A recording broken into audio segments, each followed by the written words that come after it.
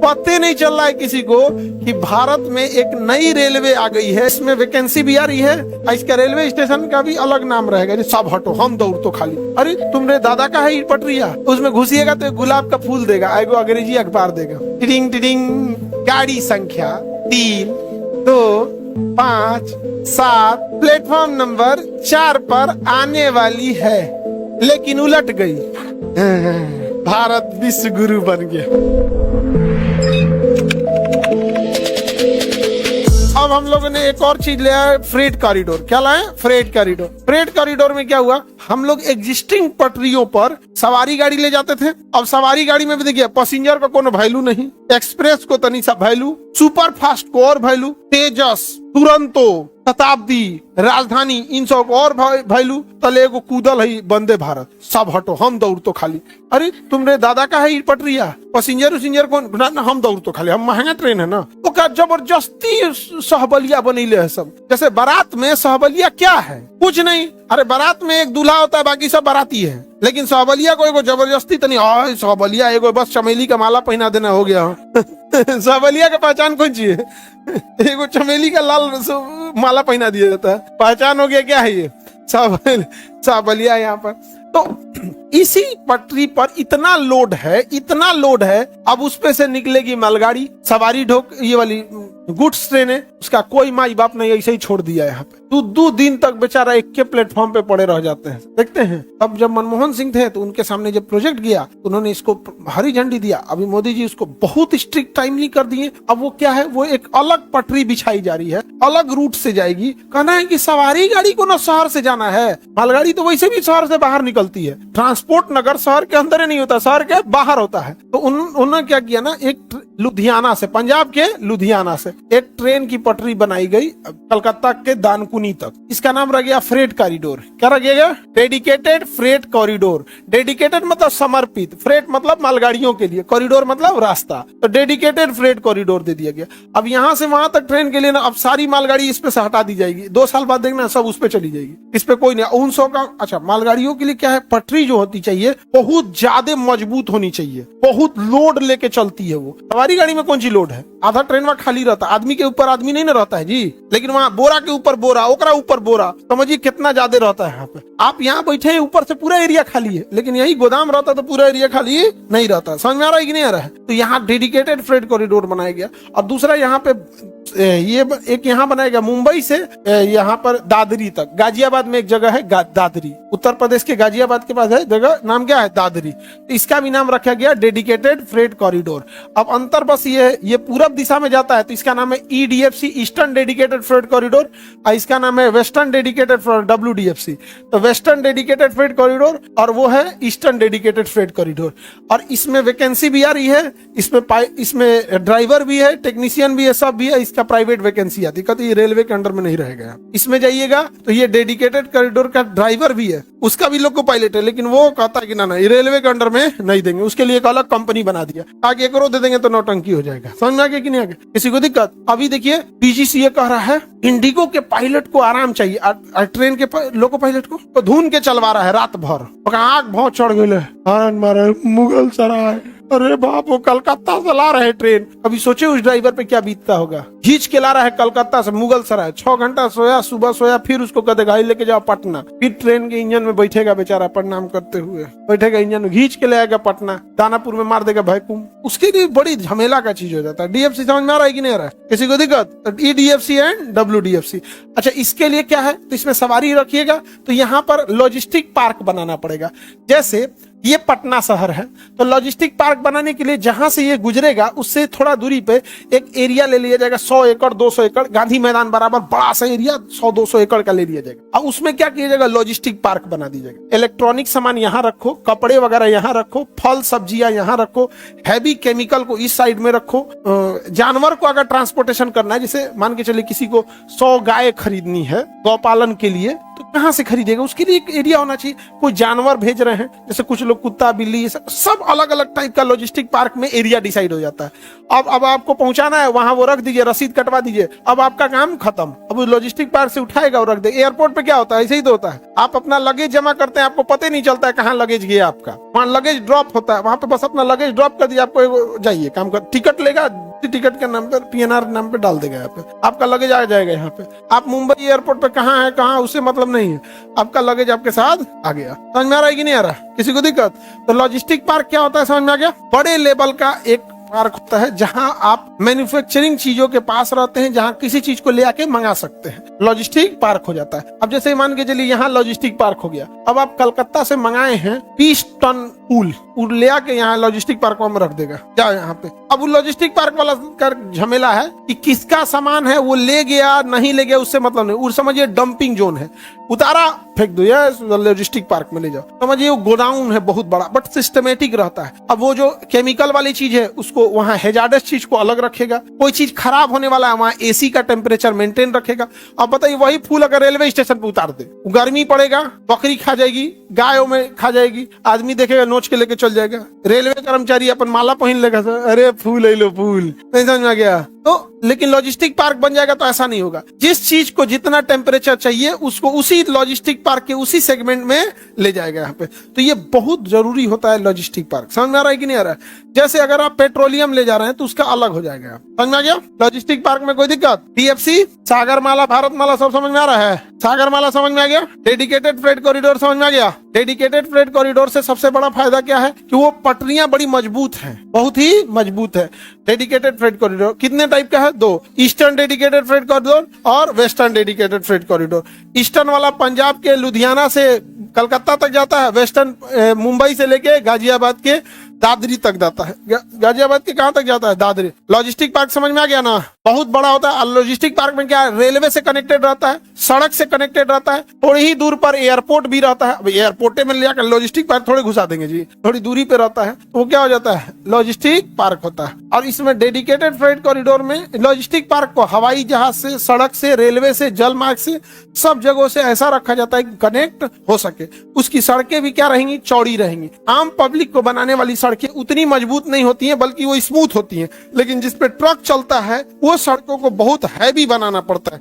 आपके गांव में 5 दिन अगर लगातार ट्रक घुस जाएगा तो गांव का सब सड़क तोड़ देगा कि नहीं तोड़ देगा? तो भैया लॉजिस्टिक वालों के लिए अलग सड़क बना दो। अब आप कॉमन सड़क बनाइएगा तो उसी पे लॉजिस्टिक भी जाएगा, उसी पे पब्लिक भी जाएगा, तो एक्सीडेंट का डर बढ़ जाएगा, अब बिना मतलब का जाम लगेगा। तो आप पब्लिक वाला सड़क नॉर्मल बनाइए और ट्रक वाला अलग बना दीजिए वहां पे, उससे पब्लिक का जाम भी नहीं लगेगा और एक्सीडेंट का डर भी नहीं रहेगा। नहीं तो ट्रक वाला कचारता है तो फोड़ देता है, सब पानी पूरी की तरह एकदम फोड़ फाड़ के रद्द कर देगा। लॉजिस्टिक पोर्ट समझ में गया? मेगा फूड पार्क वही है। मेगा फूड पार्क मतलब क्या हो जाएगा? एक एरिया बना दिया जाएगा जहां बहुत सारे प्रोसेसिंग होंगे। प्रोसेसिंग का मतलब जैसे किसी एक जिला में मेगा फूड पार्क बना दिए, अब वहां फूड पार्क में 100-200 एकड़ का एरिया है। अब यहाँ आलू से क्या बनाया जा रहा है? चिप्स, मक्का से पॉपकॉर्न वगैरह, कुरकुरे, टकाटक, फटाफट, क्या क्या चीज छोटका लेके नहीं खाते रहता है। और कुछ टेढ़े मेढ़े टॉफी बन रहा है, केक बन रहा है, कुछ बन रहा है, अंगूर का जूस बन रहा है, तो कभी ये क्या नाम है, लीची का बन रहा है। तो एक जगह बना दिए तो इससे किसानों को फायदा होगा। जो किसान कल अंगूर उत्पादन करके ठेला पे बेचने को मजबूर था, अब वो आपके मेगा फूड पार्क में जाएगा, डंप कर देगा वहां पे, उसे भी फ्रेश मिल गया, बीच का दलाल खत्म हो गया। तो मेगा फूड पार्क से फायदा होगा। जैसे केला उत्पादन कर दिए, लेकिन एक कितना केला बेच दीजिएगा? कच्चा केला से अगर चिप्स बना के निकाल दे और वो चिप्स ज्यादा मात्रा में बन जाए तो वो ज्यादा दिन तक सरवाइव कर जाएगा नॉर्मल फ्रूट के तुलना में। केला का जूस बना दे अलग है, उसको काट काट कर डिहाइड्रेटेड करके रख दे तो अलग है। तो मेगा फूड पार्क में ये बहुत बड़ी संभावना है, खास करके पेरिसेबल आइटम्स के लिए। पेरिसेबल आइटम मतलब जिनके अंदर पानी की मात्रा होती है और खराब होने का डर होता है। अरे गेहूं चावल को क्या ही जरूरत है, भंडारित करके रख देगा यहाँ पर। और फिर इसे हम लोग किससे जोड़ देंगे? Dedicated freight corridor. और फ्रेट कॉरिडोर जो होता है वो डबल स्टेक का होता है। अल्लाह नहीं कर बाबू पीछे ने, तो अबे व्यवस्था कर देते हैं बढ़िया से। डेडिकेटेड फ्रेट कॉरिडोर जो होता है, लास्ट टॉपिक चल रहा है ना अब इसके लिए, अब कल एक एक्स्ट्रा थोड़ी क्लास रखेंगे इसके लिए। तो 2-4 लोग हैं नौटंकी वाला लोग, तो अब समेटेंगे बढ़िया से लॉजिस्टिक पार्क में ले जाके। हमारे पास है लॉजिस्टिक पार्क। Hall number 6। और लॉजिस्टिक पार्क में जाएंगे ना, पैक करेंगे बढ़िया से एकदम, यहाँ पे तनिको पेरिसेबल नहीं रहने देंगे। डेडिकेटेड फ्रेट कॉरिडोर को अंग्रेजी में क्या कहेंगे? DFC। क्या कहेंगे? DFC। इसमें डबल डेक, इसमें एक ही ट्रेन के ऊपर डबल मालगाड़ी लाद सकते। देखिए दिख रहा है, ये लगेगा इंडियन रेलवे है, लेकिन ये ना DFC के अंतर्गत में लेके जाता है। अब ये अपने यहाँ नहीं आ पाएगा ये वाले रूट पे। उसका रीजन क्या है? टूर देगा पटरी है। कहाँ जाता है? कहाँ पे चलता है? राजस्थान में चलता है। अरे बेवकूफ, राजस्थान में नहीं चल रहा है, वो DFC वाला है। राजस्थान में DFC बन चुका है। इधर गया जी ये, राजस्थान में DFC आधा रेडी हो चुका है। राजस्थान गुजरात वाला western dedicated freight corridor already चालू हो चुका है। अब इसमें क्या है, जो OHE है, overhead the equipment, OHE wire बोलते हैं, उसकी हाइट जानबूझ के ज्यादा रखी गई है। ज्यादा नहीं रखेंगे तो डबल स्टेक कंटेनरवा तूर देगा। ये ट्रेनवा को तुम पटना लेके आओ, पकोट के ऊपर वाला सब तार और लेके चल जाएगा। कहेगा ले सोचा तो ले गए हम तो यहाँ पे। लेकिन सोचिए एक साथ दुनिया का काम किया कि नहीं किया यहाँ पे। और इसके देखिए ये पेंटोग्राफ को कितना ऊंचा ले गया है, दिख रहा है? पूरा दम लगा दे, एकदम दूना नहीं, अनवेड़ी उठा देता है। बिजली मिलना चाहिए यहाँ पे, वहां से। इसके जो मालगाड़ियां, जो लोड कैपेसिटी है बहुत हैवी बनाई गई है। और जो इसका रेलवे प्लेटफॉर्म बनाया गया है वो पैसेंजर के हिसाब से नहीं बनाया गया है, बनाया गया इस हिसाब से कि रेलवे प्लेटफॉर्म के ऊपर ट्रक घुस जाए, समझा गया? और इसका प्लेटफॉर्म जो है ना उसी हिसाब से बनाया गया कि इससे सामान सीधे ट्रक में आ जाए। इसके बगल में ट्रक आए तो पैरेलल आ जाए, क्रेन आके उतार दे। तो हम लोग का प्लेटफॉर्म हम लोग के हिसाब से बनाया जाता है। कुर्सी देगा, पानी पीने का देगा, बाथरूम देगा, वेटिंग रूम देगा, स्क्रीन देगा। आपकी ट्रेन 4 दिन लेट है, उसमें आदमी पढ़ता है, नहीं समझा? इस सब का अलग अलग सिस्टम होता है। इसका सिस्टम क्या है? अलग है, अलग ही सिस्टम बना है। इसका रेलवे प्लेटफॉर्म 3 किलोमीटर लंबा बनाया है। हम लोग का प्लेटफॉर्म है, प्लेटफॉर्म पे नहीं आएगी, आधा बाहर रह जाएगा। तो प्लेटफॉर्म के अंदर आना जरूरी है, वरना पीछे आने वाली ट्रेन ढकेल देगी उसको। ये सब बना दिए गए यहाँ पे। वेस्टर्न डेडिकेटेड फ्रेट कॉरिडोर जो हरियाणा, राजस्थान और गुजरात साइड में है वो 90% कंप्लीट हो चुका है, 90%। ईस्टर्न फ्रेट कॉरिडोर भी लगभग कंप्लीट हो गया है। बीच में थोड़ा बना है, सासाराम में अलग बनाया जा रहा है। कोई है इसमें सासाराम को? आप लोग के साइड में इसको बनते देखे?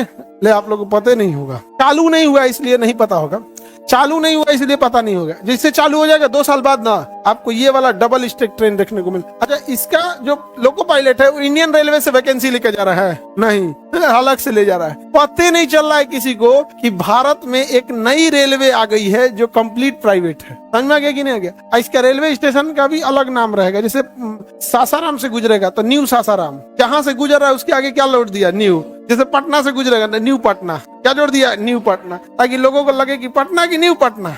और धीरे धीरे सारे मालगाड़ियों को किस पे शिफ्ट कर देगा? मतलब डेडिकेटेड फ्रेट कॉरिडोर DFC पे शिफ्ट कर देगा। तो अपने यहाँ से मालगाड़ियों का लोड हट जाएगा तो थोड़ा कंजेशन कम होगा, फिर वंदे भारत फिर दौड़ेगी। आप गौर करके देखते होंगे कि इधर डेडिकेटेड फ्रेट कॉरिडोर बड़ी तेजी से चल रहा है, तो जो पटरियों का जो स्लॉट खाली होगा वंदे भारत दौड़ाने की तैयारी चल रही है। दुनिया मैगलेव ट्रेन पे जा रही है, हम लोग क्या चला रहे हैं? वंदे भारत। कांतों में शीशा लगल है। उसकी खासियत क्या है उस ट्रेन की? उसमें शीशा लगा है तो का कुर्सिया इसे घूम जाता है, नहीं समझे? एग्जीक्यूटिव क्लास का घूमता है, नॉर्मल का नहीं घूमता है। उसके लिए भी एक्स्ट्रा पैसा। जैसे ऐसे हम लोग जंगला इधर है और खिड़की ऐसे है, तो एग्जीक्यूटिव क्लास में रहेंगे ना तो नीचे एक लॉक दिया है पैरवा के पास, लगा कैसे घुमा दीजिए। भारत विश्व गुरु बन गया। देखो देखो कैसे ये वंदे भारत है, धन हो गया। बिना मतलब का चीजें जब ढिढोरा होता है ना तो खराब लगता है। इससे ये समझ में आता है, बाकी देश वाले हंसते हैं सब कि इतने झुनझुना लेके खुश है। छोटे लड़का को देखोगे ना, एगो ऐसे रगड़ के उसका गाड़ी आएगा,